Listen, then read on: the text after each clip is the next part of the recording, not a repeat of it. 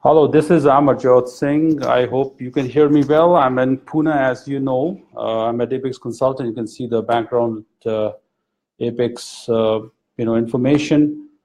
I'm with a lot of staff here, processing staff in Apex here. They are looking to ask me some questions about immigration and processing and different categories, latest updates in Canada. And I have Deepthi here with me, who will gather questions from different people here. And also, you are welcome to type in. I see 2 people have already joined in. Guys, if you want to ask me a question, this is a good time. My name is Amarjot. I'm from Canada. I live in Edmonton. Right now, the temperature there is minus 15 or 20. It's very hot, not like Pune. I'm enjoying my weather here. And I'm here to talk to different people about anything that you want to ask. Anything with Canada immigration, like express entry, study visa, work visa, LMIA, work permit, PR cases, citizenship, family sponsorship. If you got a marriage from Canadian citizen, if you want to go to marriage through family sponsorship, even those, and anything. Who's this? Anikia Sayed Atif joined in. Hello, how are you? Irfan Kadri joined in. Welcome, guys. You can ask me any question. I've got some people here, and so this is the time you can start asking a question, and I will answer the question here so that you can listen in.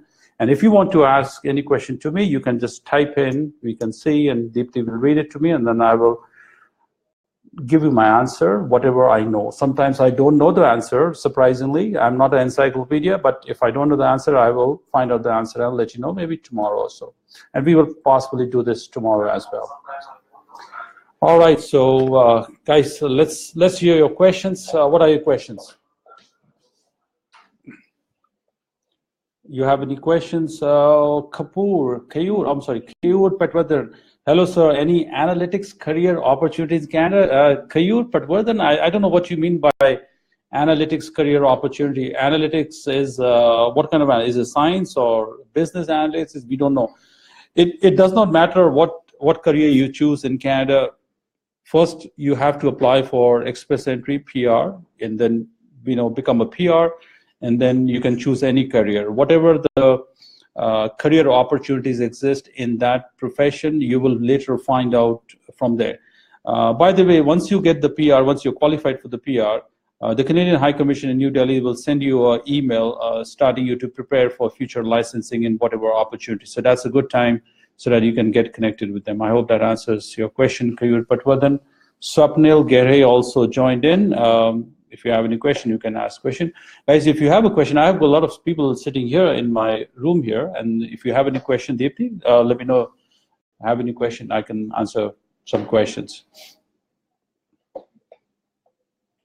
Okay, are there any do's and don'ts after receiving the COPR in terms of, like, say suppose if I receive the COPR and I go in for renewing my passport, so will that cause a problem or anything as such that I shouldn't be doing? Yeah, let me repeat this question for people on the Facebook who are listening in. Maybe they did not listen to this question.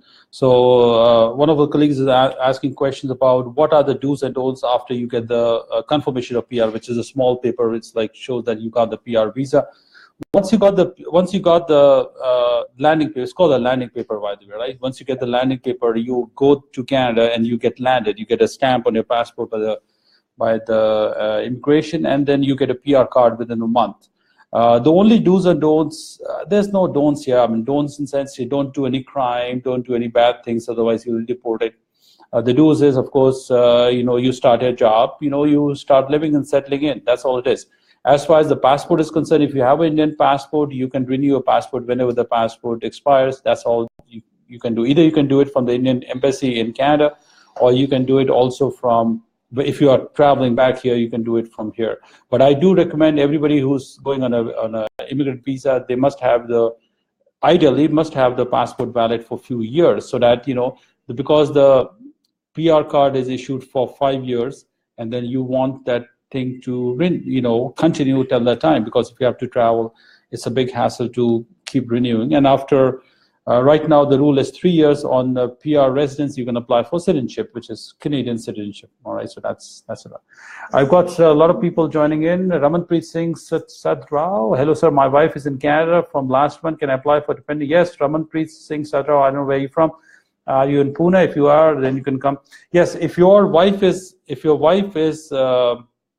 in Canada on a study visa, or what visa? We don't know. Raman, please, if your wife is on a study visa or a work visa, she can apply for you as a dependent visa. You will get an open work permit directly from New Delhi High Commission, so it's very good.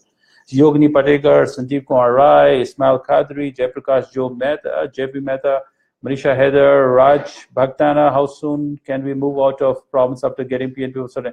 Raj Bhaktana, that's a very diplomatic question.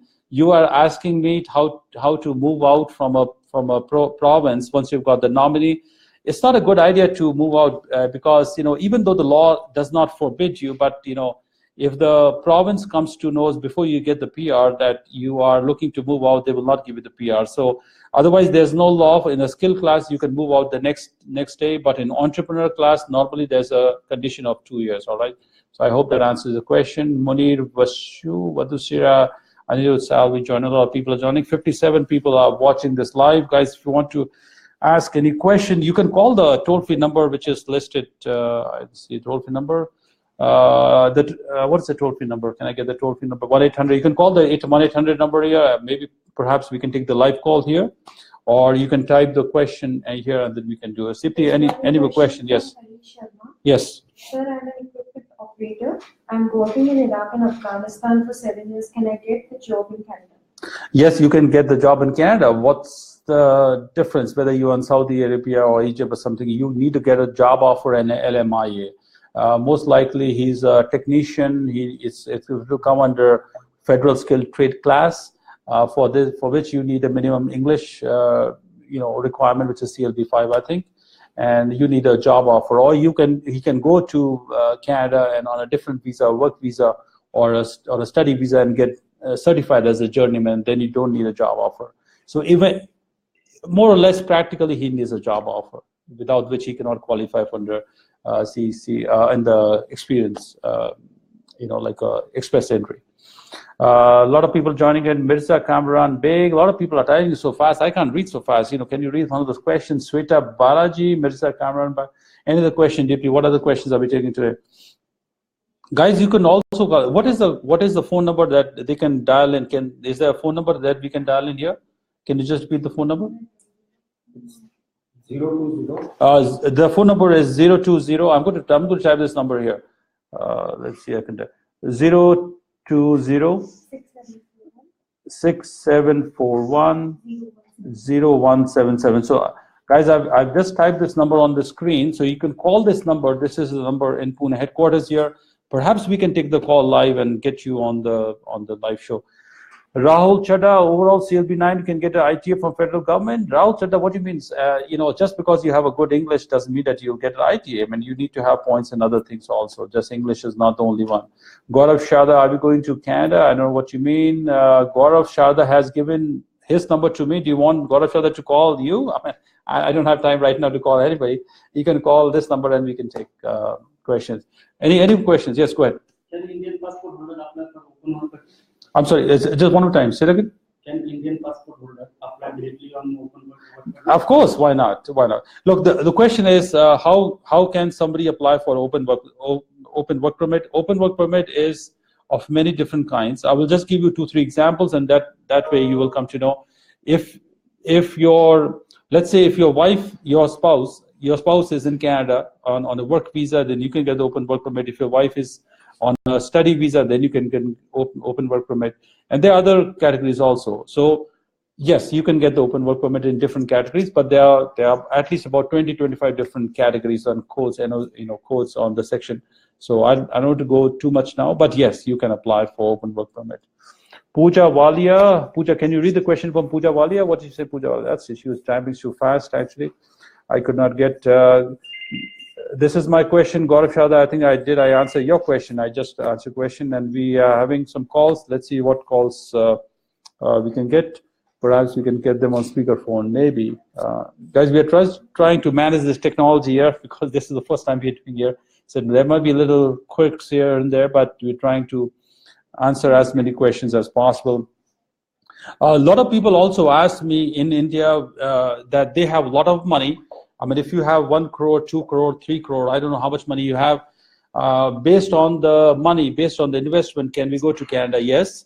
If you have money to invest, maybe you can buy a business in Canada in different provinces like Saskatchewan, BC, Manitoba, Nova Scotia, anywhere, and then you can set up a business, apply for PNP under entrepreneur class. Under a separate category called an investor class, which is open in Quebec right now, if you invest a certain amount of money for 5 years, and then you can get the PR. So yes, money can buy immigration, if that's what you want to know. You may not have education, you may not have high English, but if you have a lot of money, you can literally buy immigration in Canada, all right? So this is something to think about. How much money? Typically, you need to have 3 to 4 crores, all right? Less than that is not going to materialize. Yes, Deepti, we have any question? Yes. I have at the post ITA stage. Will I need to submit birth certificate anywhere in the process because I don't have one? Gunjan Gupta, that's a very good question. The birth certificate is a part of the mandatory checklist of the documents when you apply under express entry. Perhaps you may have submitted your 10 grade or 10+2 or some other alternative means of birth certificate. Whatever birth certificate that you have mentioned earlier, that is what it will continue. I'm hoping that you had not, changed some rectification or something else on the birth certificate. If you have the birth certificate, that's that will continue. If you didn't have one, it will be required. Just look at the mandatory checklist on the express entry documents, and you will see birth certificate mentioned. So I hope that answers your question. And we got many good. Nilesh Diwali, I'm IT background. I've spent 10 years working visa family. Yes, Nilesh Diwali, your IELTS is mandatory. You need the IELTS every express entry. Gurpreet Kaur, I've got overall 6 man in listening 5 and I'm eligible. No, Gurpreet Kaur, you got to increase. Yeah, go up a little high. 5.5 is not good enough. Go to 6. All right, that's what we need. And go ahead. The next question is, an applicant would be traveling to Toronto in Jan. Okay. And as he would be, like, he wants to remotely work in Canada for an Indian company. As he loves PR, can he work in Canada for an Indian company? I'm sorry, did you say that he has PR or he does not have PR? He has a PR and he would be traveling in the month of Jan to Toronto. Well, if he has a PR, then he can work for anybody he likes, whether it's a Canadian company or any company. It does not matter whether he's actually in Canada or not. So if he has a PR, that takes away all the restriction, takes away all the conditions. So I think the question is, if somebody asks me, somebody in India who's traveling to Canada, he does not have a PR, and if he has a job, maybe online, offshore job or something, can he do the job while he's on a tourist visa in Canada? So that's something, yes, he can do anything as long as he doesn't get paid from Canada. He can do any job he wants, no matter whether it's an Indian company or whatever. We might be running out of battery. We might just plug in with the battery actually with this. Any more questions? Yes. From Sheryl Ahmed. Yes. Hi, could you please explain about British Columbia Tech Pilot PNP, which is going to open on 18th December? Yes. So this is a fairly recent introduction by the BC PNP. So this is only for people who have a high-tech job offer from an employer. So if they nominate you, based on, they have a list of some occupation like software and aeronautical engineering and space engineering and those kind of things. But they are very high level. It's not for everybody. So if you have a high-tech job offer from a designated employer, they will be able to apply for nomination. It's not going to happen for everybody, only for select people. So I hope that answers the question. But for what occupations, you can go to the BC PNP, the thing, and then, take a look at the list of occupation and go from there. All right, so Gurpreet Kaur is saying, I've got overall band, listening band eligible for KNDP. Gurpreet Kaur, you need 6 each in each one of them, reading, speaking, listening, writing. All right, so otherwise it, it's not going to matter. You need minimum 6 each. All right, so have any question? Let me just take care of the battery. I think the battery will run out. It's still not working. We don't want to lose out on the battery. So I'm taking all questions. You can ask the questions. You can call that number which I just typed, and now I think the battery is working. So Deepti, any more questions? People are typing. Tell me what the questions are. Yes. Will an academic IELTS work for applying for PR, or should I redo the general test? Well, what do you think is the answer? General test. Yes. Good. So academic IELTS is not accepted for express entry. It's only general. So academic is for study visa, right? Study something. So generally, you know, people try. I mean, these guys are making a lot of money, and the British Council and stuff. They say, you know, first you were applying for study visa, so you spend money on academic. Now forget, you don't get study visa. Apply for general now, and then, you know, that's how they're making too much money. But hey, that's what it is. What can I say? Who else is asking question? Munir Vadasaria is saying, thank you very much for your live session. Munir, thank you very much. You're welcome. If you have any question, go and tell your friends I'm here in Pune. If they want to come and meet me for 1 or 2 days, can. Himani Doshi is saying, my CRS is 419. What's the possibility of getting? No, Himani Doshi, 419 is not the right one, right? The cutoff is around 441, 439 something. It's very high. It's like, can you imagine, like, you know, a lot of people here in India, they apply for UPSC examination, trying to become an IAS officer, and say, hey, how come I did not become an IAS? My score was right here. So to become an IAS, we got to go very high, right? Then only get a job. Same thing here. It's a merit-based system. Unless you have the minimum cutoff points, you will not get the invitation, and that's the reality. 77 people are watching this show. Guys, if you have more questions, keep them coming. There is a question Yes, from please. Aman Thakur. Yes. What all university is registered with WS? How would I check without applying for PR whether my university is registered with WS? That's a wonderful question. Let me just repeat this question for people who are listening. Somebody is asking me what universities are registered with WES for the ECA, and how do we check whether some universities, which I have done, of course, like, you know, there's a university called Sikkim Manipal University, right? So many people know that SMU is not recognized, and there could be some other private universities. Guys, the answer is very clear. I'm not a university expert, and neither do I work for WES. WES is an independent company based in Toronto, and they do their own thing. If you are unsure about the level and the standard of a university, I recommend that you send them an email directly first in advance before you're doing the online profile. Ask them, and they will send an answer back to you, and then you'll come to know. If you still cannot get the answer, you can contact me. I have a special email for them, and I can send them a message, and I can find out for you if it's recognized or not.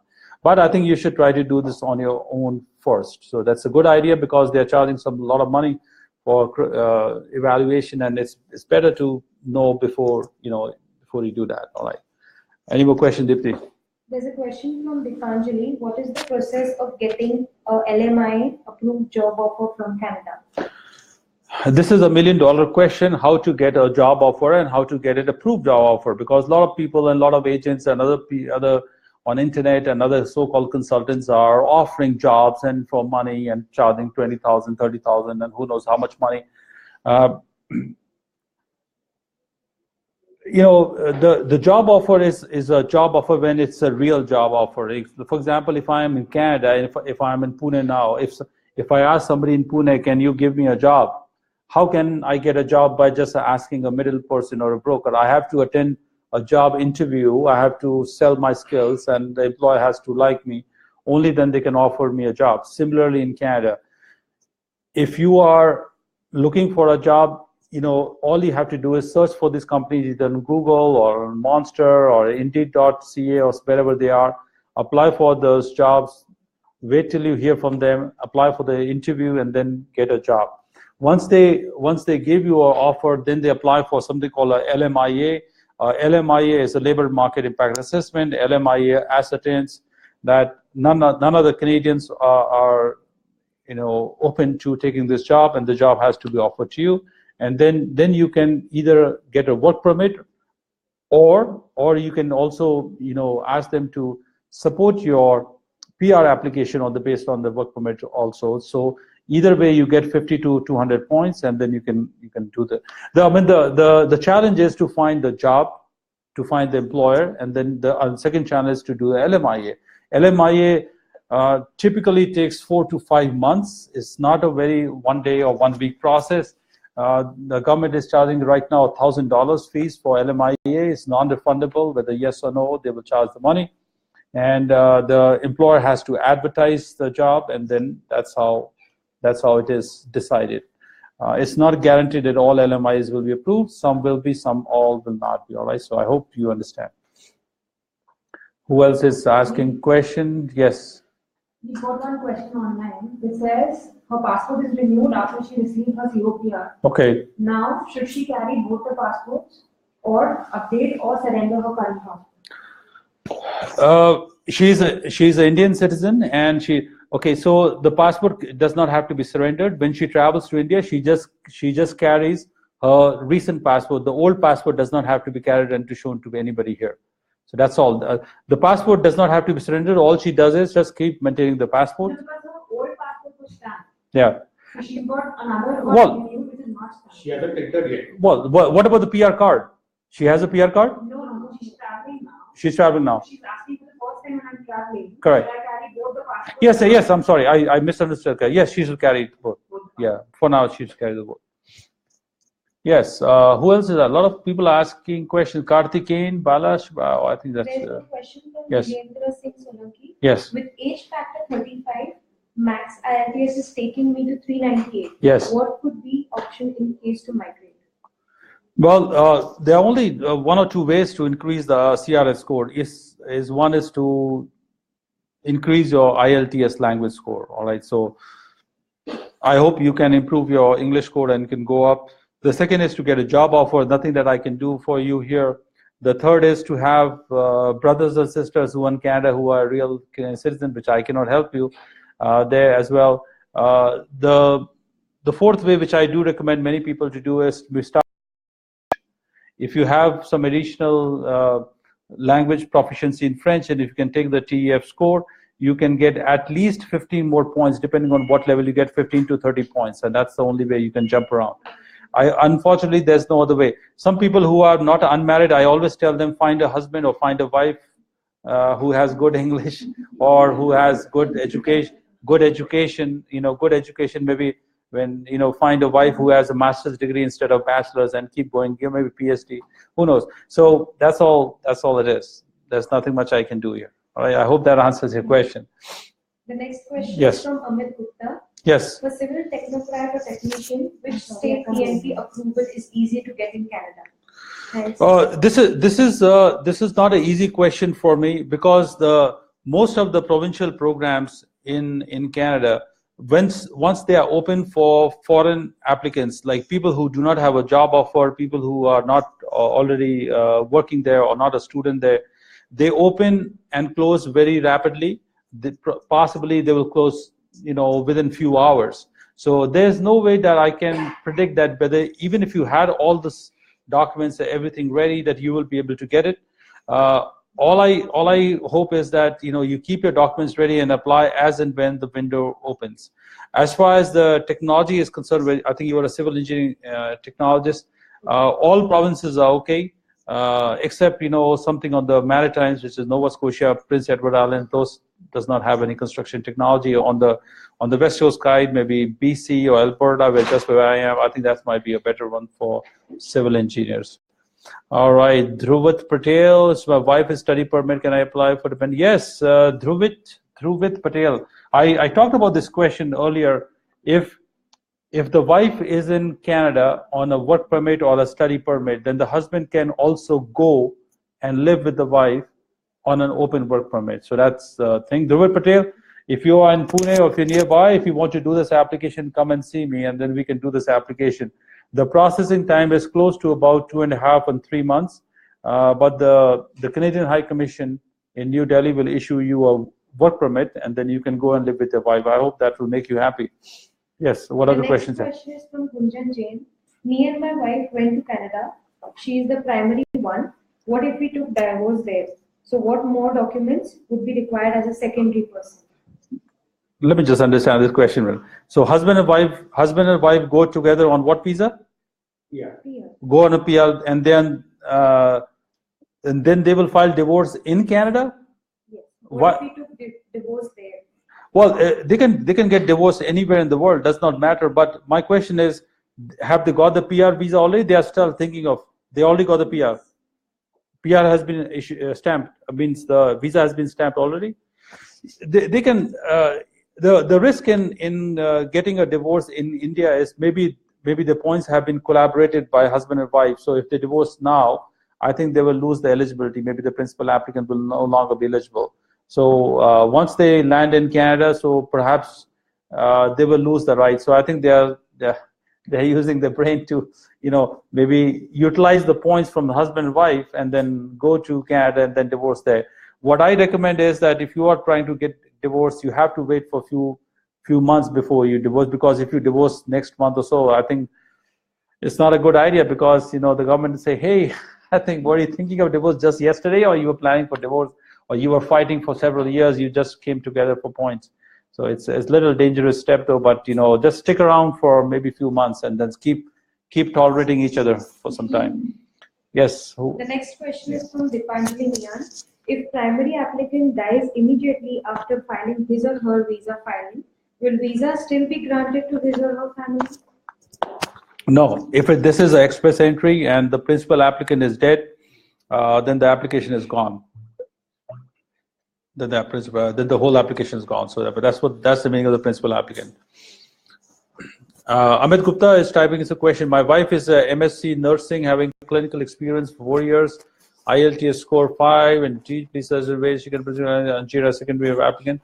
Amit Gupta, you need to contact the Apex here and then get your points, and then you can apply for CRS, right? So we have to find out your points and then see if you can qualify under express entry. So you have a good background though. Both of you have a good background. All right. What are the questions we have, guys? Have any questions here? We've got one more question online. Yes. They said that he has appeared for his IELTS from British Council. He's got a hearing disability. And hearing disability. Yes. Okay. And they have awarded his listening and speaking exam. Based on his writing and reading, the average points were given to his listening and speaking. The results are yet not out, but will this affect his application? No. If the British Council has adjusted based on his disability, whatever points they have given, if it is meeting the cutoff, then immigration has no problem.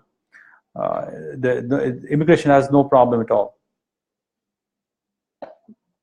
There's one more question that we received. The Yes. husband is already in Canada.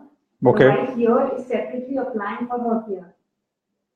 Okay, that's a very important question. Let me just repeat this question on Facebook so that people can listen. So the husband is already in Canada. The wife is in India.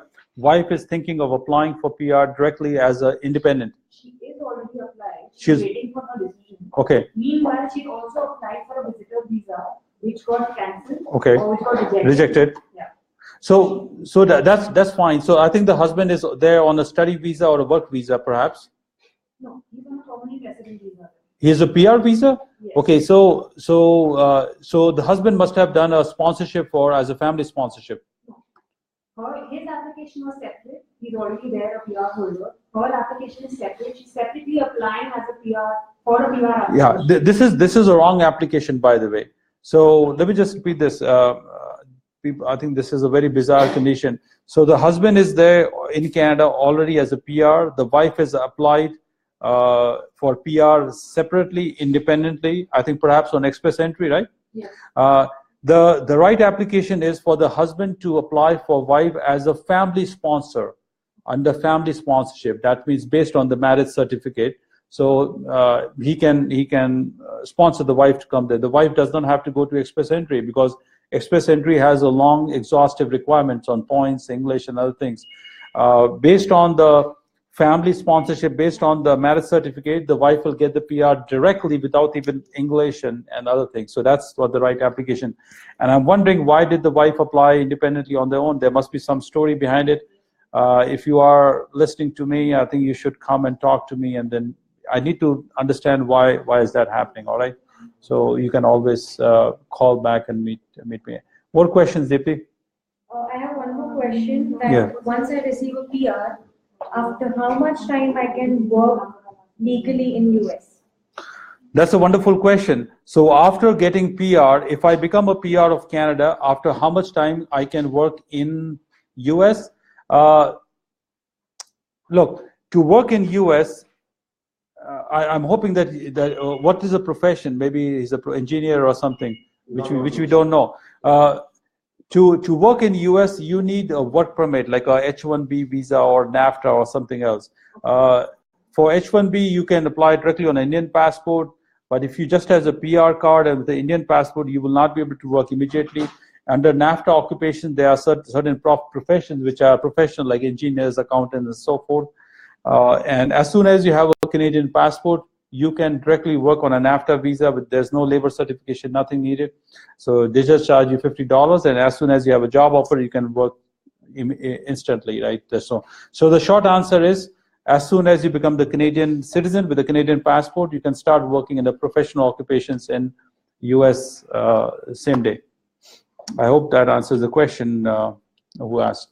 Yes. We got a call again from the person who had said that my husband is the PR manager there. Okay, is she listening to this? Is she listening? Okay, good. She said my application was a family sponsorship. Oh, good, good. But meanwhile, she applied for a visitor visa, which got rejected. So is this going to affect her family sponsorship? No, no. So what is the name of the person? What is the name of the person who? Okay. So whoever is listening to this question, we were talking about the wife applying separately from the husband's PR. So this is a family sponsorship. That means the husband is sponsoring the wife, and you know, the Canadian High Commission, wherever the job interview is, they will call you for an interview. There will be an interview about your marriage, and then they will decide. You should not have applied for visitor visa because the visitor visa should not be given, and as you see, it is refused. But it will have no effect on your PR application to sponsorship. So I just want to let you know it will have no effect. All right. Thank you very much. I hope that satisfies your question. Who else is asking any question? So one more thing, in yes. her application, she was earlier divorced. Okay. Now she's got married again. Okay. And she did not inform the department earlier that she was divorced. Later on, while giving her application, she had mentioned, or like later on, she just gave a certificate stating that earlier I was divorced. Okay. So will this cause like a miscommunication? Okay. So guys, in all immigration application, it is very important that every applicant be truthful. If you are divorced, you should tell them the divorce. If you're not, you should tell them otherwise. As long as you have disclosed everything, there should not be a problem. But if you did not disclose everything, it will cause misrepresentation, and that will affect your file. So if you have disclosed everything truthfully before they actually, alleging that you hid something, that should be okay for now. All right, I've got a lot of people. Ankeya Saeed Lati Hasuna PR card once landed in Canada. You can go to, you already have a PR card. Ankeya, I don't know why you're asking this question. So you landed there. That's why you got the PR card. I mean, I think you're talking about the immigrant visa. That's what. Karthikeyan Bhaskaran finished BA English in Tamil Nadu Open University, is recognized by Tamil Nadu government UGC. Karthikeyan, I do not know. You have to contact the WES. I think it probably is, but you should send an email to WES. I think they will tell you. So I'm not I mean, I don't have a list of all the universities in the world. I mean, can you believe China has 3,000 universities? I mean, I know all the universities. I don't know about all the universities. You need to contact them and find out. All right. So most likely it is. Looks like it's a good Tamil Nadu Open University, just like Indira Gandhi Open University or something, right? Maybe. Dharmesh Deshani. So what is the difference between PR and citizen of Canada? Oh my God, Dharmesh Deshani, you asking me? A PR card holder is just a resident who can live there, but you have to comply with the residency obligation. That means you have to live there for a certain time. But a citizen can be a citizen, and he doesn't have to. He can travel up and down. He can do a lot of things. The second difference is citizen can vote. If there's an election in Canada, citizen can make a vote, a PR cannot. So those are the two differences. There may be others, but I think for now this is enough for you. Deepanjali, Mia is mandatory for the person to continue a job in nursing. No, Deepanjali, no, you don't have to continue. You can work in any job. I've known examples in Canada where some doctors who had got immigration from India, but they were doctors here for 5-10 years. But now they say, forget about doctor, I'm bored with doctor, I'm doing something else. Now they are, they are driving truck, or they are transportation business, or, they are making money in farming something. So no, even though you have got the PR under express entry as a doctor, and maybe your wife is a nurse, something, once you go to Canada, no, you can do anything you want. It's not mandatory, all right? So hope that answers your question. Yes, sir, you had a question, what? Yes. Yeah. You can sponsor your family. When you say family, means wife and children is family. Yes, of course you can. You can. Yes. So anybody. Let me just repeat this. Anybody who is a PR or a citizen, they can sponsor their family. The definition of family is your spouse and children. Children less than 22, not like 25 years old son, like they're 22 and less. So that's called dependent, single, unmarried, less than 22. Yes, more questions. The next question is from DK itself. Yes. A couple, and they are already divorced, and both of them are having a child from their previous partner. Yes. Okay. Now the husband, who is a dependent, he does not have any communication with his daughter, and the daughter is with the wife. In the custody of the wife. Yeah. Custody. Okay. Not on papers, but yes. Okay. With the wife. So should he include him in? Should he include her in the application? What do you think is the answer? Actually, he does not have any communication or any documents of the child. Yeah, but your question is, should we include them on the application or not? So that if you look at the form, which is IMM 0008 form, if you go to second or third page, there they will ask you sections on dependents, and they will also ask you whether they are accompanying or non-accompanying. Do you remember this? It says accompanying or non-accompanying. That means maybe I was previously married and I have a child from my previous marriage, but hey, I don't like my previous wife, ex-wife, and I don't like my child. So even though I don't intend that child to accompany me to Canada on a PR, but I still have to mention them on the file, on the form, as non-accompanying.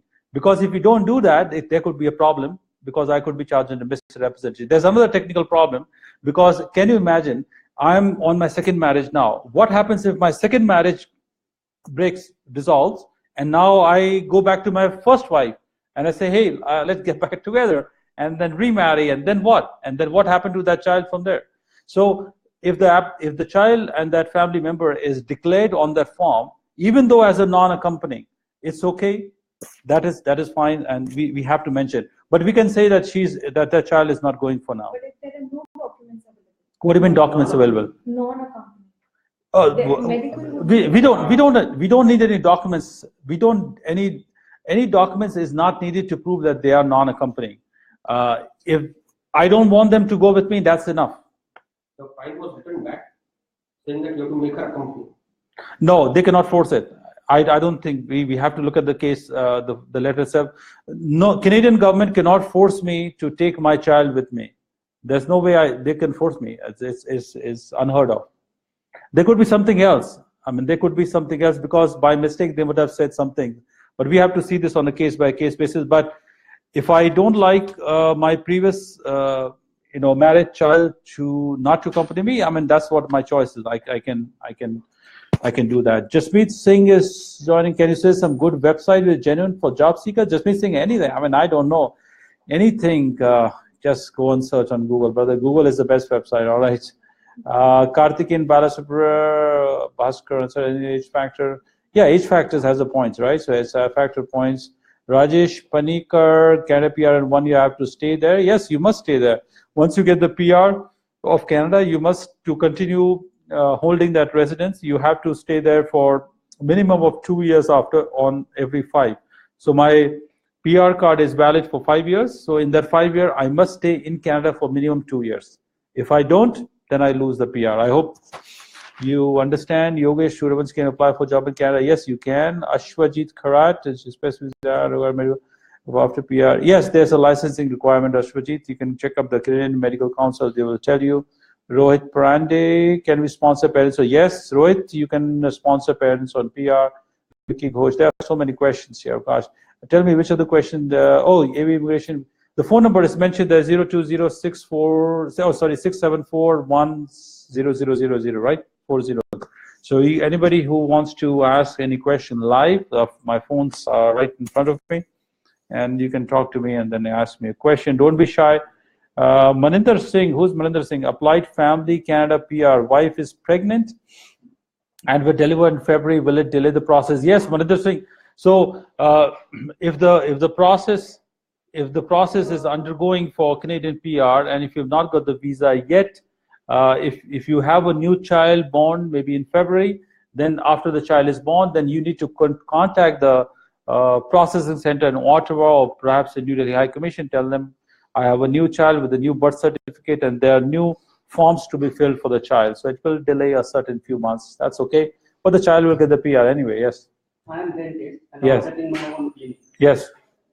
Can I apply under FFW? Why not? Any self-employed like dentists, medical doctors, or physicians, or anybody. I've got questions from people in India who says I'm an astrologer.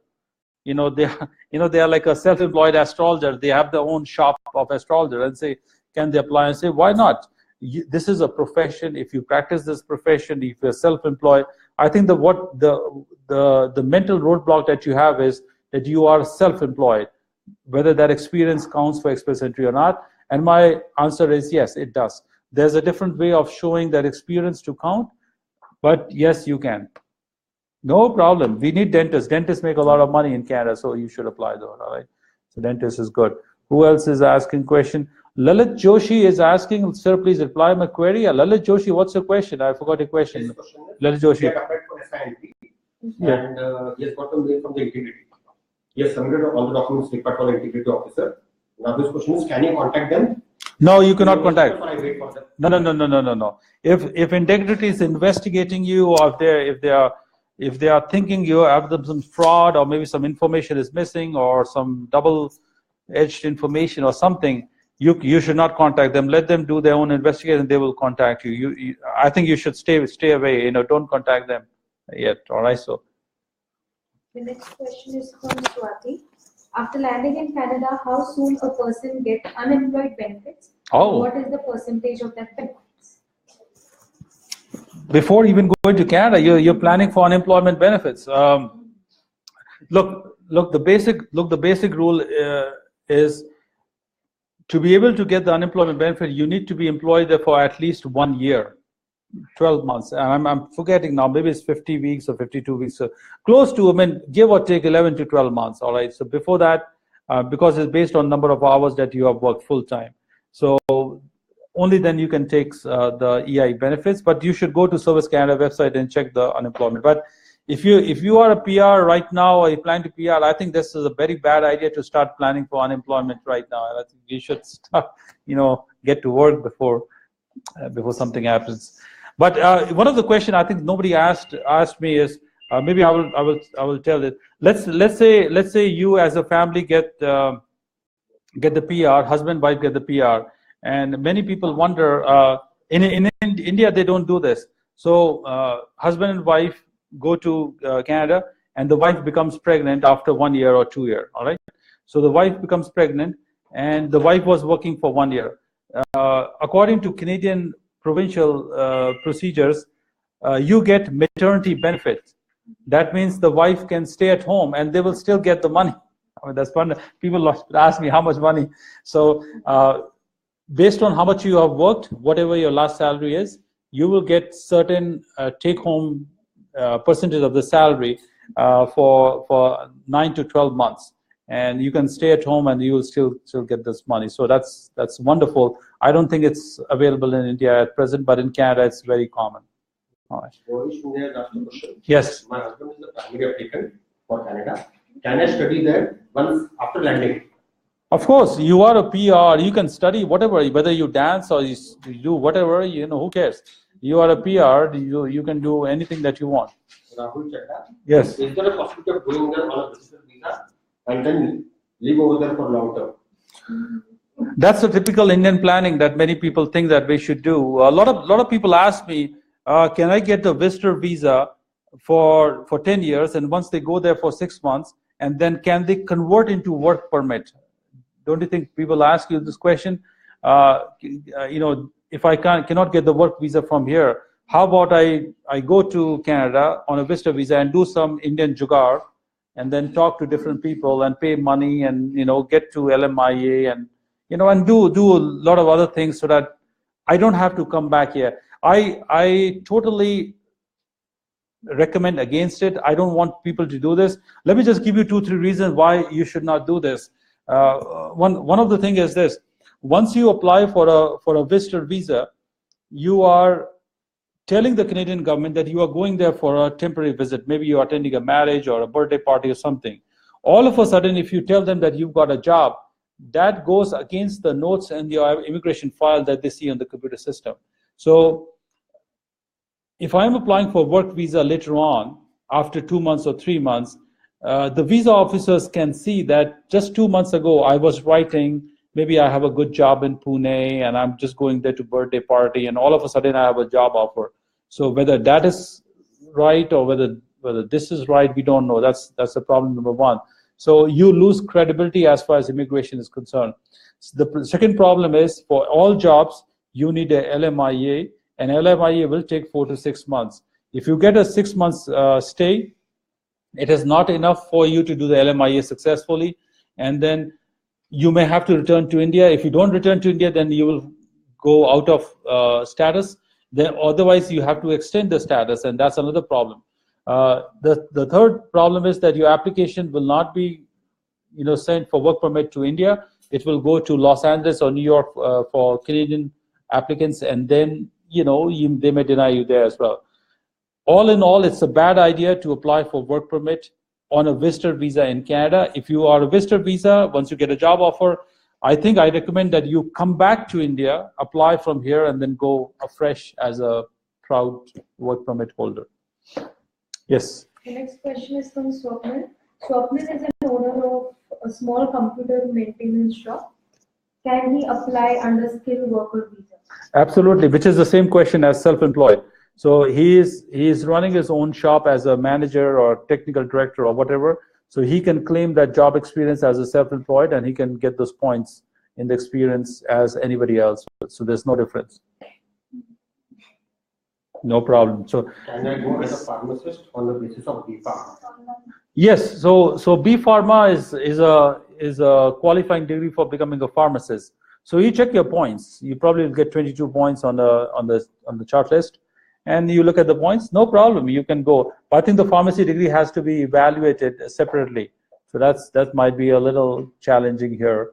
But otherwise, you are eligible for the express entry. Iman is asking. Yes. I want to know what is the possibility of getting an ITA with 419 points. 419. I think we mentioned about this question earlier. So 419 is not a low score, but it's not very high enough. So I do not know when the score will come down, but I think just improve your English a little bit more.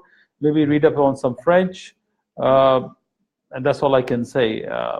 You got to go till 430, 434, 435.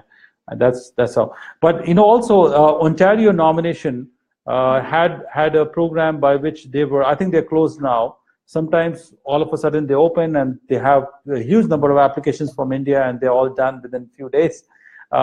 They were nominating people with 400 plus who had software background or engineering background, or maybe they had some relatives in Ontario. Maybe they were francophone speaking French. So occasionally some provinces will come out on some programs, and you should be in the express entry profile. And who knows who will come up with program when, and then maybe you'll get the benefit. Next question, Yogesh. Yes. I have non-technical education, but I fulfill the experience criteria. Yes. Can I apply for PR in Canada? I'm sorry, I didn't follow the question. One more time, please. I have non-technical education. Non-technical education. Okay. But I satisfy the experience criteria. Can I apply? I don't think you will be able to satisfy the engineering criteria. Let me just ask you this. Let us say that I have BA honors in physics, or BA in mathematics, or BSc mathematics, but I'm working in a company as an engineer. Maybe I'm doing engineering function. Do I qualify as an engineer in express entry? No. So to qualify for points on experience as an engineer, I need to have an engineering qualification. So always you have to go to the NOC in Service Canada, look at what the requirement is, see if they match up. Otherwise, you cannot take the points on experience. The next question is from Mr. Singh. Yes. He is working for an American company, but the back office is in Pune. Okay. Can he claim points for that? Of course. The Canadian government does not discriminate on what is the nature of the employer, whether it's American employer, Indian employer, or Bangladeshi employer, or Pakistani employer. Who cares? As long as the employer is valid and genuine and the experience is verifiable, you will get the points. There's no difference in points whether you are working for an American company in America or American company in Pune. There's no difference in the points the way you get. The points are the same. I know some examples where somebody was working for his uncle in a like a home office, like a home, like a uncle was running a business, doing some technical services from his home, and his nephew was working under him, and he got the points for experience. So it doesn't matter whether you're working for a big company or a small company or American company or Indian company. Experience is experience is experience, nothing more. Not the other way around. Yes. This company was a Canadian company which was in India. Yes. Will we make points for Canadian? No. For Canadian experience class, you need to be working in Canada, not the Canadian company in India. The next question is from Sushma Singh. Yes. Are there any health risks for newly landed migrants at the airport in Canada? Are there any health risks? Help desk. Oh, help desk. Yes, of course, there are a lot of help desks. What kind of help are you looking to get? I don't understand. Is there some help desk on how to navigate the system, or how to get the landing done, or how to take a taxi, how to go to get a job or something?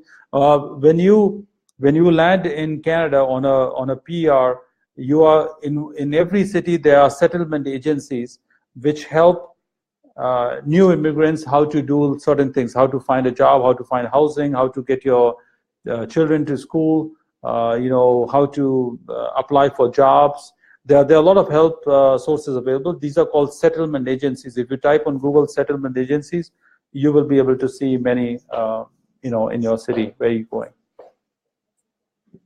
The next question is from Swati. Yes. If we completed 5 years in Canada and can't apply for citizenship, can we extend the visa for how long? That's good. So it is not mandatory. If you get a PR card, your PR card is valid for 5 years. After 3 years of living there on a PR, you can apply for Canadian citizenship. But if you don't want Canadian citizenship, you don't have to apply. You can renew your PR card after the 5th year, again for the next 5 years. So it will keep on repeating. There are a lot of senior people like from India who are 70 years, 80 years, or 90, not like 90, 70, 80 years in India, like grandfathers, grandmothers who are living in Canada, but they have Indian passports.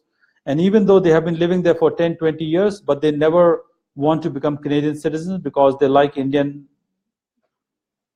Republic, the Indian passport, Indian passport. And they say no matter whether we live, we will remain Indian, we will die Indian, we will always have Indian passport. So they never apply for Canadian citizenship, and then they will renew their PR card after every 5 years. You get 5 years, 5 years, 5 years, 5 years. Keep going. Jalen has asked a question. Yes. Yeah, go ahead. I completed civil engineering in 2016. Yes. I have 1 year experience. Can I apply for post-graduation study visa?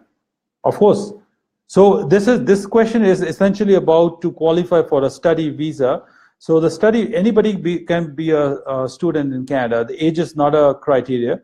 If you can satisfy the visa officer that your study is genuine, and then your study plans are bona fide, you have the money, you will actually go and study. You're not trying to masquerade as a student, whether you are looking for a job perhaps.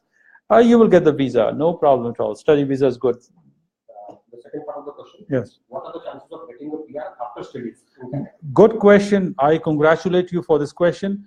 All students, do you know how many students from India go to Canada every year? Close to 65 to 70,000 students every year go from India to Canada. In total, about 300,000, 3 lakh students are coming from all over the world and India is the top, by the way, right? So they are coming to Canada. Students have a great qualifying factor for PR. Once you are a student, the number one benefit is you can start working 20 hours a week, and outside the campus, and in the campus you can work unlimited number of hours. If you are married, you are taking your wife with you, and the wife can work full time. After you graduate, after you finish the 2-year diploma or your degree, you will get a 3-year work permit. That means you can work anywhere. After you complete 1 year of work experience in that period of time, then you will apply under Canadian experience class. You will get additional points, so you'll be a winner. So I always recommend anybody who is falling short of points, who does not have a points, you can always, if you don't mind, you can study something in Canada, and that's a good way to look for future PR after the studies. Yes, sir. At the time of citizenship application, it is mandatory to show last year 10th document. At the time of Canadian citizenship application, of course. So I think this is an advanced question because most people don't even have a visa yet. They're not thinking of Canadian citizenship for so far. My friend is asking a question on when we apply for Canadian citizenship, what documents do we have to show? Do we have to have a tax documents or not? It used to be that the law just got changed just about 2 weeks ago. I mean, sorry, 2 months ago. And at that time, the filing of taxes was mandatory. But right now, the tax and filing is not mandatory. That means even if you are not working, all right, so nonetheless, you can still apply for the Canadian citizenship. But you have to prove that you were living in Canada for the 3 years. That means, so let's say today is 2017 November, and I get the PR, I land in Canada today, and I have to live there from 2018, 19, 20 till 2020 November. I have to live there continuously, or maybe within breaks. But I have to have 3 years of the time, which is about, if you multiply 365 multiply by 3 is about 1095 days. So I need to have 1095 days in Canada to be able to apply for citizenship. And if I'm living in Canada for 3 years, I better be working. I cannot be unemployed, right? So I must have some income or must have filed some tax. Everybody, by the way, everybody files for income tax in Canada, not like India. I'm saying that, but filing for income tax is very, very routine and very mandatory. So hopefully that answers your question. Who else? Question. Yes. I have a question. Yes. Now, we heard that your first port of entry cannot be Quebec unless you have a certificate from Quebec, a certification from Quebec. Okay. Okay. Now, what if somebody is already working in Quebec, and if she has got her PR? Under what category? She's working under a work permit, but she doesn't have a certification from Quebec. We are under what category? Express entry. Okay, here's something, and I want to repeat it to people listening here. If you are working, the express entry is for people who are looking to live outside Quebec. Express entry, if you go to express entry website, express entry is designed to select people who want to make their home outside Quebec. People who are looking to be inside Quebec, they don't choose express entry, they choose CSQ. So if that person is already under work permit in Quebec, it is very unlikely that he will get the express. He will not get the express entry. You better make sure that is the fact or not. The person has got the visa. Under what category? Express entry. Well, in that case, the employer must not be in Quebec. The employer must be based outside Quebec. Check again. The employer, or maybe he has a second home outside, or maybe he had said on the, once you fill up the forms on the 0008, they ask you where is your intended province. Did he say Quebec, or he must have said something else?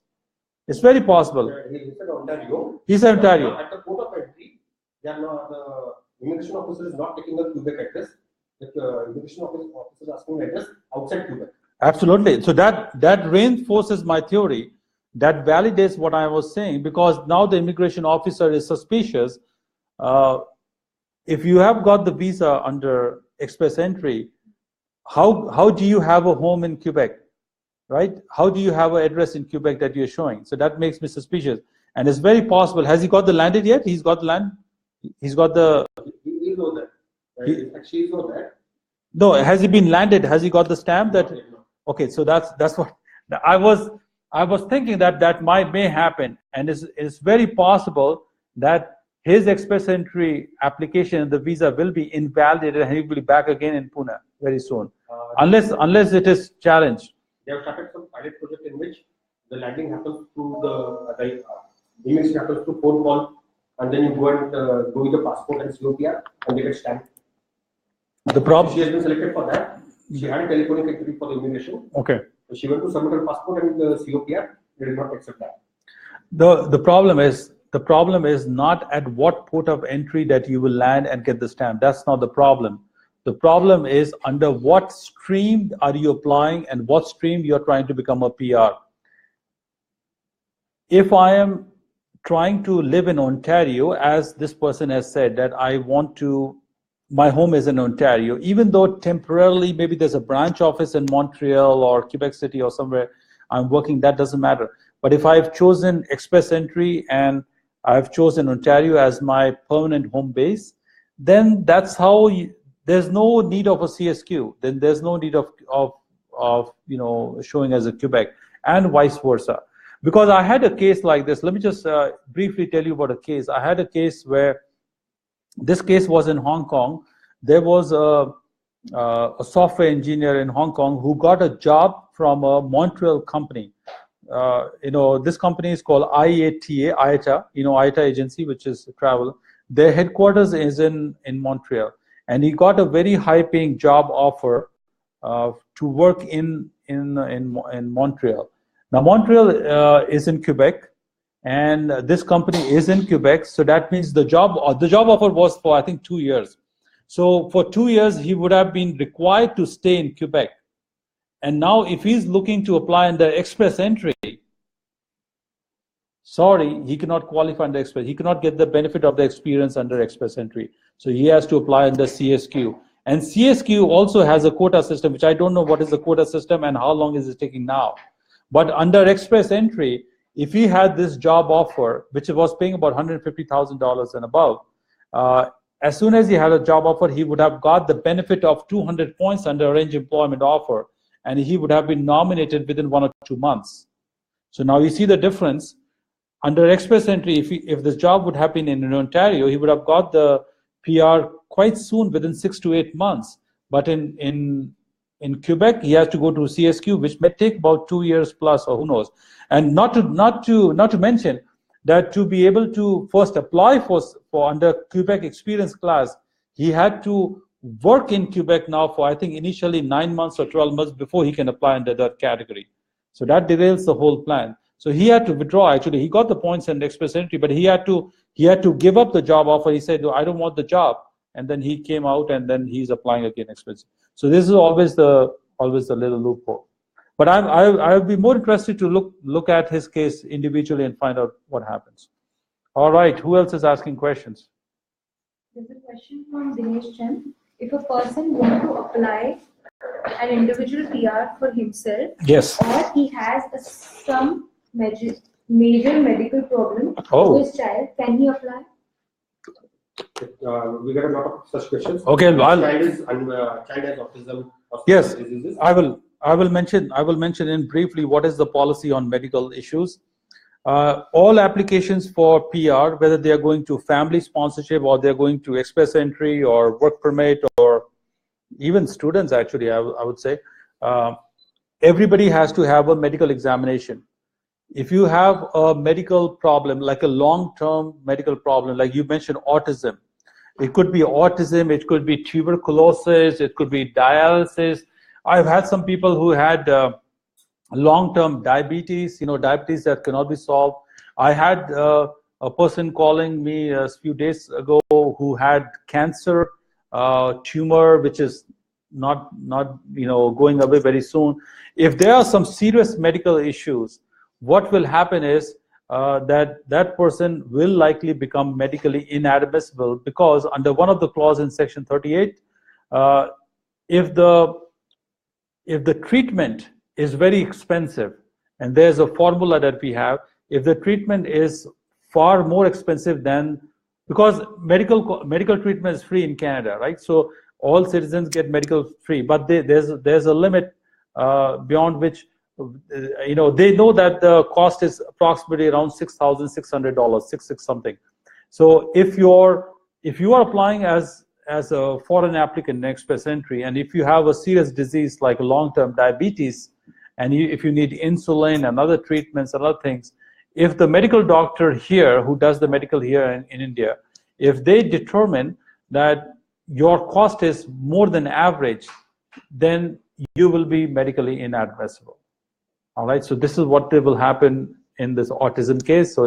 So my advice is that before you do any application for express entry, maybe you should go and see the doctor first, right? Instead of waiting spending money and doing English and other things and waiting for next year. I think you should do the medical examination first. Go to the Canadian doctor in your city if you have and there are some in Pune, I think. Yeah, go to the medical doctor and say, look, can you give me a little private consultation? Just check me out and see, I have autism, and what do you think? Just get his opinion and get a feel of whether it's going to happen, and then you know what's going to happen. You don't want to be shocked after 1 year saying, sorry, you got enough points, you got 435 points, you got the invitation, and sorry, you have autism now, bye bye. So you don't want to do that. Yes. There's the next question. The applicant is a data analyst with 2.5 years of experience, and with the IELTS score is 395. He's asking what are the PNP possibilities, and does data analyst is considered as a special skill in Canada?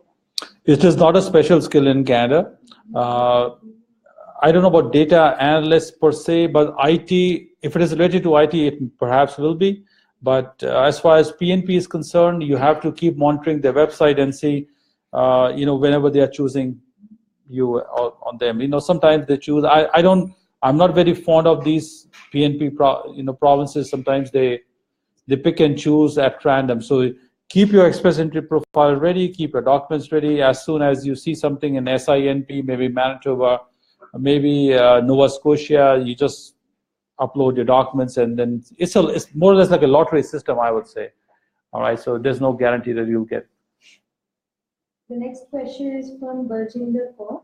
Yes. She has done hotel management from Singapore, wherein her total experience is 6 years, 2 years in Singapore and 4 years in India. Is she eligible for Canada PR? Yeah, what I said earlier, we don't care what the experience is from, whether it's Singapore or India. Experience is experience. As long as you can verify, it's good experience.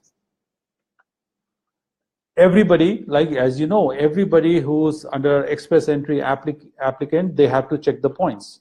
So first we have to look at the 67 points, and then after we have 67 crossover, then we have to look at how much is the comprehensive ranking points.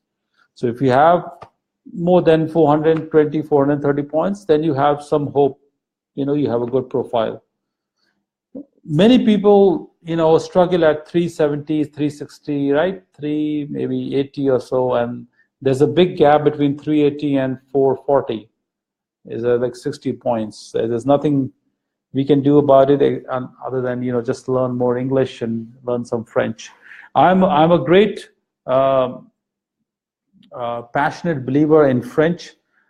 Anybody who has little skills in some language, I think you should start learning French. It will help you in PR. Also, when you go to Canada, it will help you getting a job. Plus, you can even work for the government. Most government departments, they take bilingual workers, and you'll be able to easily get any job.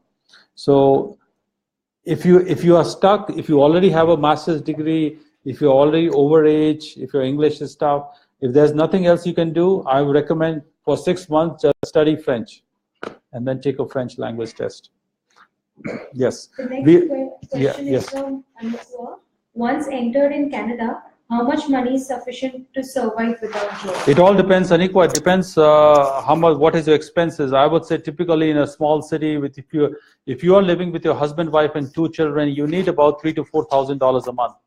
All right, $3,000 to $4,000 a month is needed for husband, wife, and 2 children. So that's what's the answer to Anikwa. So we have another 10 to 15 more minutes. I think we will wrap in about 15 minutes. So keep your questions coming. So 15 minutes, and then we will talk on the special topic maybe perhaps tomorrow. So 15 more minutes. Rinki Ghosh, waiting for an answer. Rinki Ghosh, I don't know what your question is. Rohit Rai, so I answer. You should call that number and ask this question.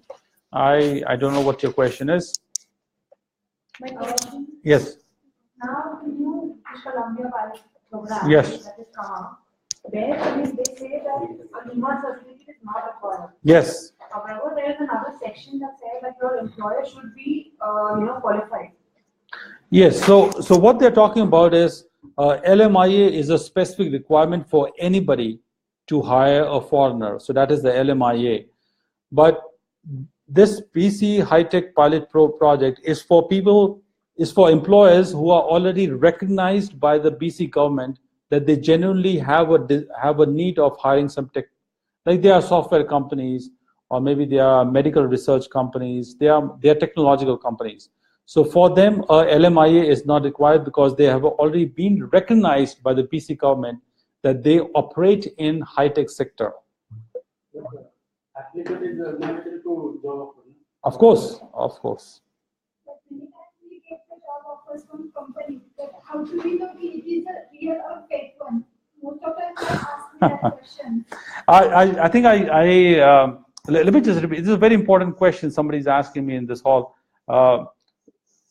When anybody gets a job offer, how do you know this is a real job offer, this is a fake job offer? I have made some videos about this many times, and I just want to repeat my observation about a real job offer or a fake job offer. If somebody comes to me, if I'm living in Pune, if somebody comes to me and saying, look, I have this job offer, pay this money, and then you will get a work visa.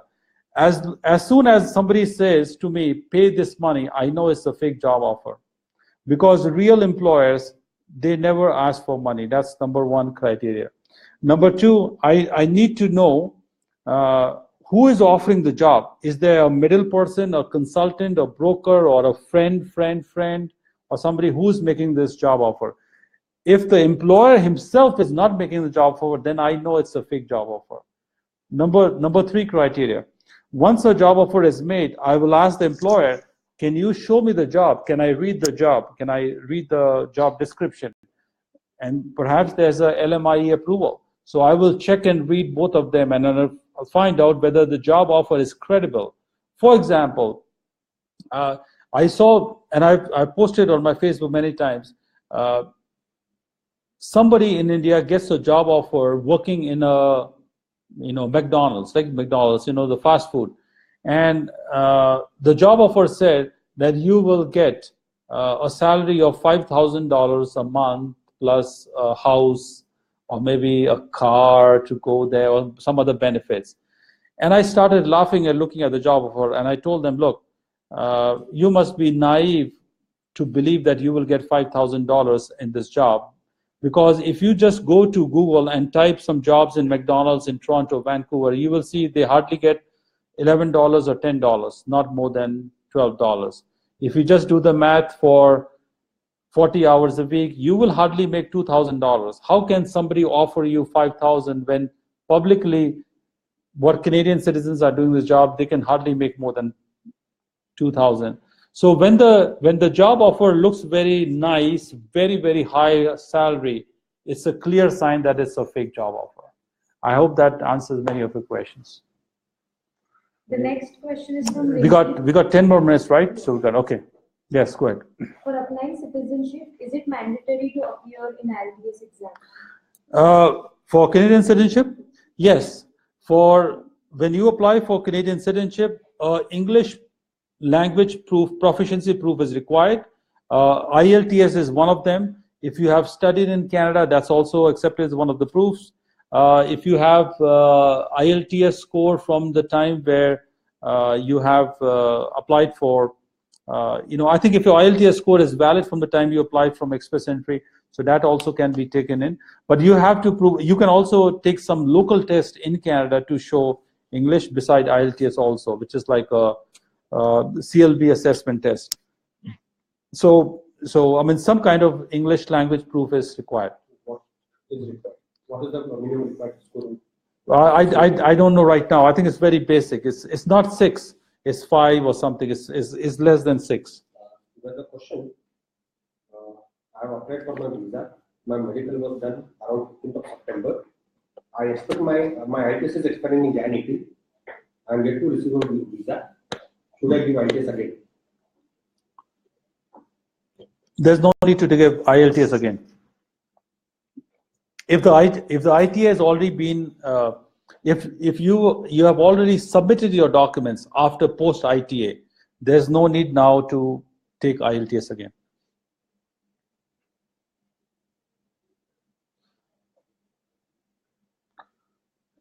Rinki Ghosh, we have answered the question, Ghosh. Yes, I think Web of Meta, WS, okay. Sushma Singh, currently imagine how many days a person is eligible for benefits. Oh, we have already answered the question. Sushma Singh, you are looking for benefits in Canada while sitting in India. Congratulations. Gunjan Gupta, 2 years French language, 3 years mediation points. Gunjan Gupta is not only the French course, but you have to take the French language test, which is called Test Evaluation de Français, TEF. You have to take the score, and then you get the points on French. All right, Gunjan Gupta, who else is Weber Meta? If I get a dental problem, is it covered or to pay? That's a wonderful question. Somebody's asking me. I think who's asking this question? Swati, your dental problems stay in India. They don't go to Canada, because I think you have been coached, or you've been talking to somebody in Canada. Dental problems, teeth, they are not covered and they are not free in Canada. So teeth and eye vision, they are not covered. Rest, everything is covered. I think so. Somebody's telling you some secrets. So make sure when you go to Canada from there, get your teeth checked from local dentists here. Will WS consider 1 year masters after BCA as for 22 points, or does one need to have a 2-year postgraduate program to be eligible for 22 points? A master degree is a master degree. It does not matter. If it has been adjusted as a master degree, you will get 23 points. So he's talking about 22. No, not 22. So master degree get 23. He has a 1 year masters. Yes. After a 3-year bachelor's. That's what I'm saying. So it all depends on. I know if you have been in UK, some UK universities offer 1 year master's degree. Have you heard? Yes. 1 year MSc in management or 1 year master's. That's all, like master's degree. So if it has been adjusted as a master's by WS, doesn't matter which university, you will get 23 points, not 22. I have seen the other way around actually.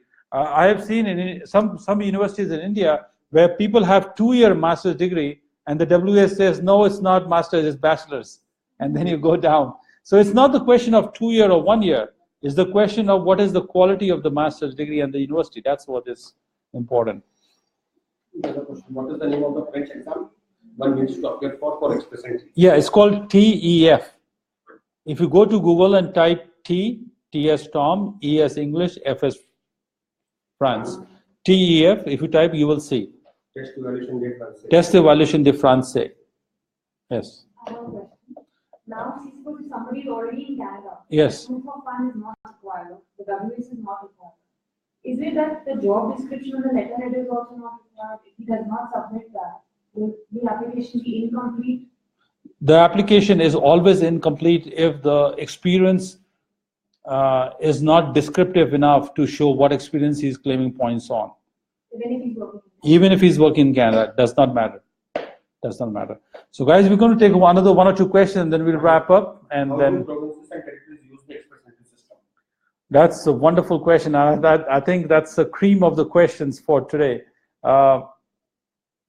Most provinces have a signed agreement with the Canadian federal government to choose applicants who want to live in their provinces. I'll give you 1 or 2 examples, and then you'll come to know. Alberta, which is my province, they want people who are engineers working in petroleum and oil drilling, because we have a petroleum and oil drilling industry. So Alberta wants to get technical people in the pool of express entry. So they go to the federal government and say, look, we want to nominate some people in your express entry pool so that we can select these people who want to make Alberta as a home. And similarly, other provinces, they do that. Like Nova Scotia and Prince Edward Island and New Brunswick and Finland, they need people who are working more or less on the fishing industry, on the tourism industry, and other water-based maritime industry. So they select people who are geared towards running the businesses and working there. So each provinces select people based on what the requirements are, and that's how they nominate people to live in that thing. Like Quebec. Quebec wants people who primarily speak French, and that's how they will go to Francophone people, select them and invite them to go and live in Quebec. So each province has a certain quota, and it's an annual quota, and that's how they choose people to send and to the respective provinces. All right, so one follow-up question, yes. For citizenship, does the person give academic IELTS or general? For citizenship, general, same general.